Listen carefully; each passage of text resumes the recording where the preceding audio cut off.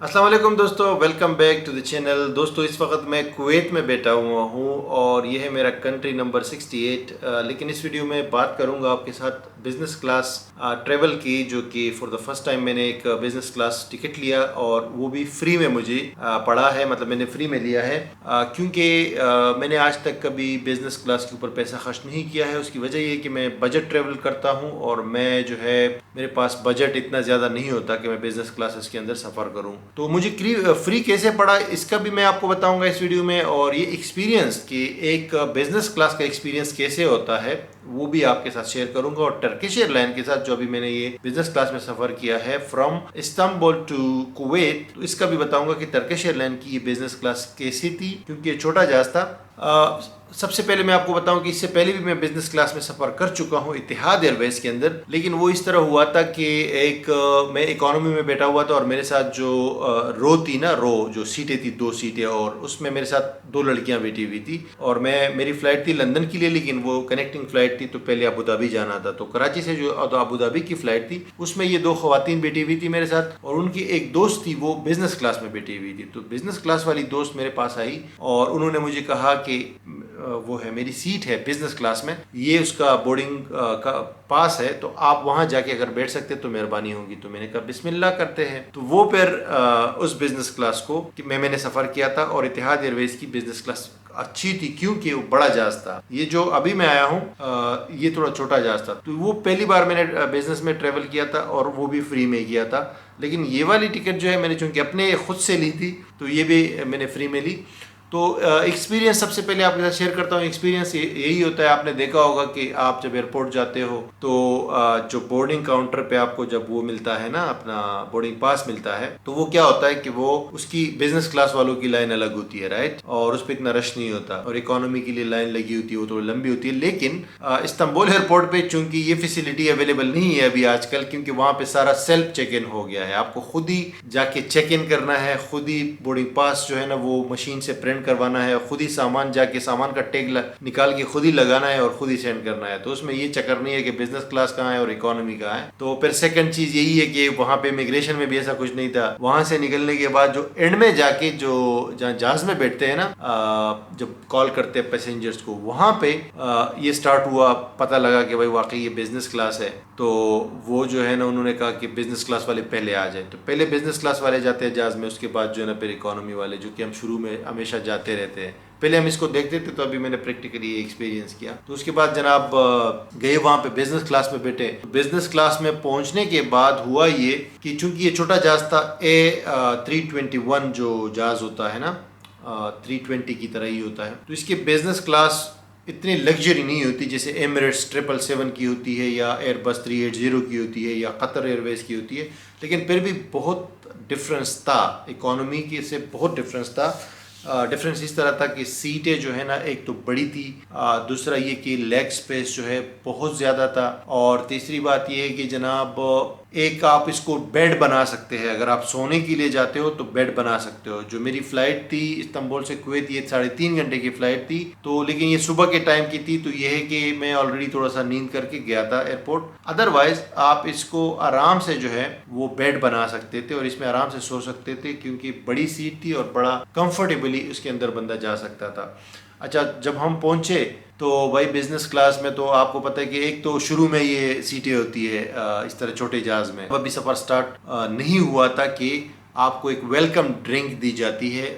जो air hostess होती है वो वेलकम ड्रिंक्स लेकर आती है बिजनेस क्लास के लिए। और उसके बाद जब वहाँ पे मैंने देखा कि जो ट्रे टेबल था ना, वो उसके चेयर के अंदर ही था। तो ट्रे टेबल आप खुद निकाल सकते हैं। फिर साथ में स्क्रीन जो होती है जिस पे आप देख सकते हैं, स्क्रीन भी थोड़ी डिफरेंट थी इकोनॉमी वाले से, वो भी आप निकाल के उसमें भी सारा एंटरटेनमेंट वगैरह देख सकते हैं। और उसका अपना एक रिमोट भी होता है जो कि डिफरेंट होता है, क्योंकि इकोनॉमी में रिमोट नहीं मिलता। और सामने सामान रखने के लिए काफ़ी जगह होती है इसके अंदर। और थोड़ी देर बाद जब अभी टेकअप किया नहीं था, तो हमें वो एयर होस्टेस ने एक हेडफोन दिया इस्तेमाल करने की। अब हेडफोन जो है वो इकोनॉमी में तो एक छोटा सा देते हैं ना हेडफोन, या तो एयर प्लग्स होते हैं, या जो है ना वो एयरफोन भी कमज़ोर सा होता है। लेकिन यहाँ पे प्रॉपर एक अच्छे क्वालिटी का आपको हेडफोन देते हैं। और फिर जो है ना टेकअप शुरू हो जाता है, तो आप जहाज टेकअप करता है, बादल आ जाते हैं, बादल वैसे ही दिखते हैं जैसे इकोनॉमी से दिख रहे होते हैं, तो उसमें कोई इतना डिफरेंस नहीं होता कि आप टेकअप और लैंडिंग मतलब तकरीबन सेम होती है और बादल भी उसी तरह दिखते हैं। लेकिन असल जो डिफरेंस नजर आता है वो फूड के अंदर नजर आता है, जो खाना पीना होता है। सबसे पहले जब आप स्टार्ट लेते हो थोड़ी देर बाद, तो अच्छा बिजनेस क्लास का आपको पता है वो पर्दा लगा के इकोनॉमी से उसको सेपरेट किया जाता है ताकि इकोनॉमी लोग यहाँ ना देख सके। और फिर क्या होता है जी, सबसे पहले आपको खाना लेकर आ जाता है ये अपना। अच्छा, सबसे पहले तो मेन्यू देते हैं। अब इकोनॉमी में तो मेन्यू नहीं मिलता है इस छोटे वाले जहाज़ों में नॉर्मली, जो मैंने देखा है खासतौर पे तुर्किश एयरलाइन के अंदर। तो यहाँ पे इकोनॉमी का आपको पूरा एक मेन्यू देते हैं और उसमें लिखा होता है कि क्या क्या चीज़ें अवेलेबल है। स्टार्टर्स के अंदर क्या है, फिर जो ब्रेकफास्ट है, चूंकि हमारी सुबह की फ्लाइट थी तो ब्रेकफास्ट था उसके अंदर, तो उसमें क्या अवेलेबल है, और ड्रिंक्स के अंदर क्या अवेलेबल है, तो सारी चीज़ें उस मेन्यू के अंदर लिखी होती है। फिर क्या हुआ कि उन्होंने जो है ना स्टार्टर्स के अंदर लेकर आ गए, जिसमें मुख्तलिफ चीज़ें थी, फ्रूट था, क्या कहते हैं सैलेड था, और ये चिकन और बटर वगैरह, चीज़ वगैरह, ये चीज़ें लेकर आ गए स्टार्ट में। और मैं समझा कि यही फूड होगा सारा, लेकिन उसने फिर बाद में लड़की ने पूछा कि मेन्यू में आपने क्या सेलेक्ट किया, क्या लेना है। 3-4 ऑप्शंस थे, उसमें एक ऑप्शन मैंने बता दिया, मुझे इतना आइडिया भी नहीं था कि वो क्या है, लेकिन एनीवेज वो ऑमलेट टाइप कुछ था, तो वो बाद में लेकर आ गए, तो वो उन्होंने सर्व किया। फिर उसके बाद उन्होंने कहा ड्रिंक में क्या लेंगे, फिर मैंने कहा ठीक है आप जो है ना जूस लेकर आ जाए ऑरेंज, और पानी भी मुझे चाहिए। तो फूड के हवाले से तो भाई बिजनेस क्लास पे ख़त्म है। फूड में आप अनलिमिटेड आपको क्वांटिटी है, जब दिल चाहे मंगाए, जब जो चाहे मंगा सकते। और बार बार लड़की वो फूड खाने के बाद भी लड़की बार बार आती थी कि आपको कुछ और तो नहीं चाहिए, आपको जूस का तो दिल नहीं कर रहा, कुछ ड्रिंक का तो दिल नहीं कर रहा, पानी अच्छा बाद में कॉफ़ी और चाय भी आपको चाहिए तो भी ले सकते हो। मैंने भी जो है ना चाय मंगाई थी, और आप बार बार मंगा सकते हैं, बार बार लड़की खुद आके पूछती है आपसे, ठीक है जी। उसके बाद जब खाना पीना हो जाता है, और या मेरे ख्याल से खाने से पहले वो एक मुझे इन्होंने एक बैग दिया छोटा सा, उसके अंदर जो है ना टूथपेस्ट और ब्रश और मास्क और जुराबे, सॉक्स और काफ़ी सारी चीज़ें थी, वो उन्होंने बिजनेस क्लास में दे दिया कि ये आपका हो गया, ठीक है, आप यूज़ करो, घर ले जाओ, जो भी करना है इसके साथ आप कर सकते हो। और इसके अलावा जनाब उन्होंने क्या और मेरे ख्याल से मुझे याद नहीं पड़ता, लेकिन ये कि काफ़ी सारी और भी चीज़ें थी छोटी छोटी, जो कि अभी मुझे इतनी वो नहीं है। लेकिन जैसे ही जहाज़ ने लैंड किया तो सबसे पहले बिजनेस क्लास वालों को बाकायदा लड़की आगे खड़ी हो जाती है, इकोनॉमी वाले को इस तरफ नहीं आने देती, कह रही कि भाई आप बिजनेस क्लास वाले पहले जाएंगे जहाज़ से बाहर। लेकिन एंड ऑफ द डे बाहर जाके वही बस में बैठना था आगे जाने के लिए, टर्मिनल जाने के लिए, तो सब लोग फिर लाजमी बात है फिर उसी बस में आ जाते हैं।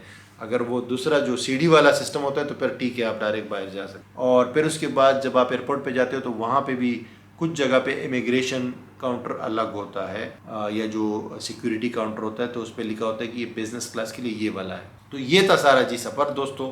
अब एंड में मैं आपको बताता हूँ कि मुझे मिला कैसे।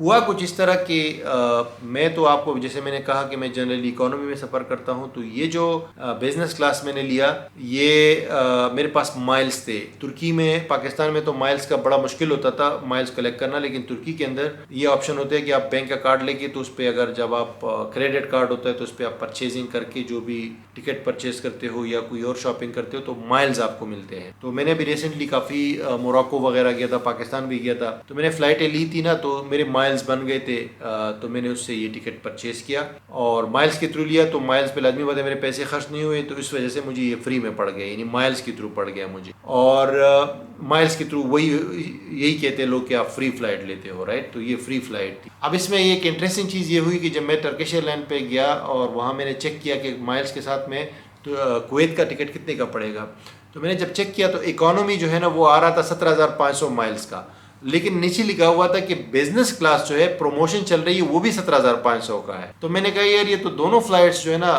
17,500 माइल्स के है, तो इकोनॉमी की जगह बिजनेस क्यों ना लिया जाए। प्रमोशन लिखा हुआ था लेकिन बिजनेस क्लास मैंने लिया, और बिजनेस क्लास में मुझे वही पूरा बिजनेस क्लास का प्रोटोकॉल मिला है जो नॉर्मली फुल बिजनेस क्लास को मिलता है। That's it guys. इस वजह से मुझे ये फ्री पड़ा और अच्छा एक्सपीरियंस रहा। फ्यूचर में मेरा इरादा होगा कि इसी तरीके से मैं एमिरेट्स और कतर की भी कोई बिज़नेस क्लास लेके उसका भी एक्सपीरियंस आपके साथ शेयर करूं। लेकिन पैसे दे के तो मैं नहीं करूँगा, लेकिन ये है कि अगर कहीं पे कोई डिस्काउंट चल रहा है या कोई प्रमोशन चल रही है या माइल्स के थ्रू मैं ले सकता हूँ तो फिर मैं ज़रूर लूँगा। Thank you guys. कुवैत से आपको खुशामदीद, और कुवैत की वीडियोज़ आने वाली है, उसका ज़रूर वेट करिए।